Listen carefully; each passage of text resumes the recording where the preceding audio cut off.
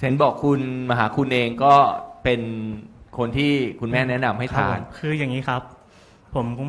ก่อนที่แม่จะมาเจอบิมนะครับครับพ่อผมก็จะเป็นอัมพฤกษ์อัมพาตใช่ไหมครับแล้วก็อาการดีขึ้นก็คือตกเรือนะครับครับแล้วก็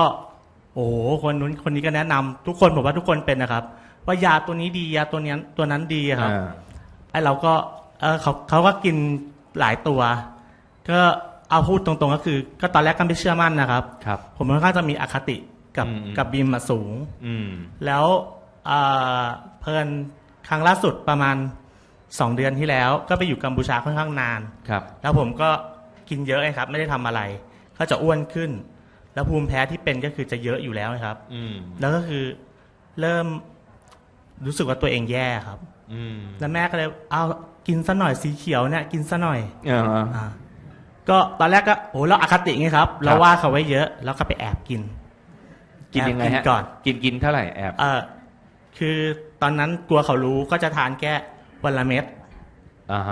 ก็เริ่มดีขึ้นพอดีขึ้นปุ๊บก็ให้แม่สั่งพอสั่งแล้วก็ทานเช้า2แล้วก็ก่อนนอน1 เม็ดคืออาการของคุณมหาคุณเองเนี่ยจะมีภูมิแพ้ครับแพ้อะไรฮะภูมิแพ้ของผมเป็นตั้งแต่เด็กๆค่อนข้างจะเยอะครับเริ่มจากแพ้อากาศก็คือเวลาอากาศเปลี่ยนกระทันหันเนี่ยจะจามทั้งวันเลยครับมีฝนตกฟ้าคลึ้มมาหรือออกจากห้องอย่างเงี้ยครับหรือออกจากห้องเย็นๆไปเจออากาศร้อนๆก็เป็นครับตอนสมัยเรียนก็จะจามทั้งวันจามจนคนอื่นรำคาญแล้วก็จะมีไอทีนี้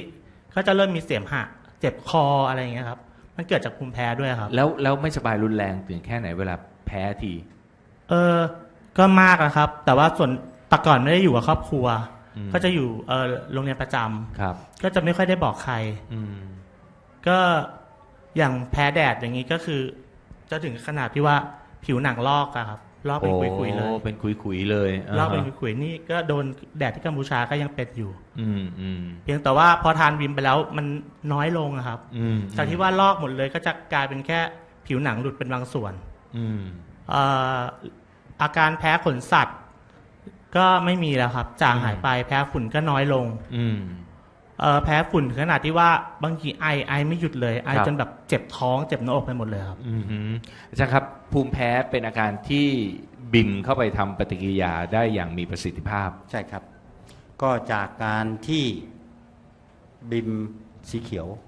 ครับขึ้นไปเข้าไปแล้วสร้าง TH1 สร้าง T regulator ทั้ง2ตัวเนี่ยมันจะทำหน้าที่ต้านกับ TH2 ครับ TH2 คือต้นเหตุของการภูมิแพ้นะครับเมื่อมีอีก2แรงมาช่วยกันกดวัน TH2 จะลดลงไปอย่างรวดเร็วนะครับแล้วก็ปัจจุบันนี้เป็นวันสีเขียวเนี่ยต้านอาการภูมิแพ้ได้มีประสิทธิภาพสูงที่สุดในกระบวนอาการทั้งหลายแหล่ยังไม่ผมยังไม่เคยเห็นมียาหรือผลิตภัณฑ์ใช่ครับใช่ไหมฮะเพราะคือจริงๆเราก็มันก็มาได้โดยฟลุกนะจริงๆคือจริงๆมันได้ผลก่อนเราถึงไปหาคำอธิบายนะครับแล้วจากการคำอธิบายก็คือว่าไปเจาะเลือดคนใช้นี่แหละครับคนที่ใช้ผลิตภัณฑ์นะฮะไม่ใช่คนที่ใช้ช่วยถูบ้านนะแล้วก็คนรับใช้อาจารย์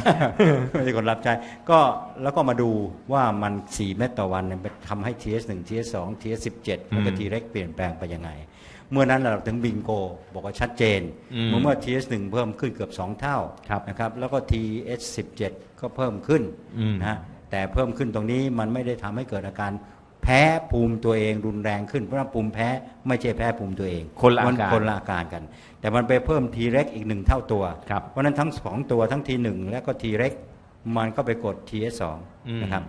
แล้ว18 ล้านคนในประเทศไทยในจำนวน65 ล้านคนนะฮะเป็นกลุ่มเป้าหมายที่ใหญ่มากเพราะนั้นโอกาสของบิมที่จะช่วยคนที่เป็นโรคภูมิแพ้เนี่ยสูงมากเลยนะครับซึ่งในทางเภสัชเองอาจารย์ครับยังไม่มียาในการที่จะรักษาอาการใช่ไหมฮะยารักษาอาการมีแต่ยารักษาภูมิแพ้ให้หายไม่มีก็คือแค่ระงับอาการค่ะใช่ก็อยากจะบอกว่า เราดูแลอาการไม่ต้องบอกว่ารักษาเนาะ ครับ ดูแลอาการที่ต้นเหตุ อืม คือต้นเหตุของเราคือธรรมชาติของเราถูกไหม ครับ ธรรมชาติของเรามีอะไรก็คือเม็ดเลือดขาว 20,000 ล้านเม็ด55,000 ล้านเม็ดมันพร้อมที่จะทำหน้าที่ปรับระดับภูมิคุ้มกันของเราให้สมดุลนะครับที่เราแพ้อากาศก็เพราะว่าความสมดุลมันไม่เกิดนะถ้าเราสามารถคุยกับเม็ดเลือดขาวได้ ครับ โดยใช้อาหารที่เรากินเข้าไปเนี่ย อืม เพราะแคปซูลของเราก็คืออาหาร อาหาร ทำจากอะไรนะมังคุดงาดำถั่วเหลืองฝรั่งบวบก มันไม่เคยมีปัญหากับใครเพียงแต่เราสกัดเอาสิ่งที่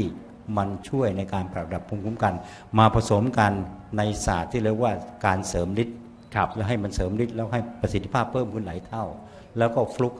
มันก็ได้สูตรนี้ออกมา อาจารย์อย่าบอกว่าฟลุกสิ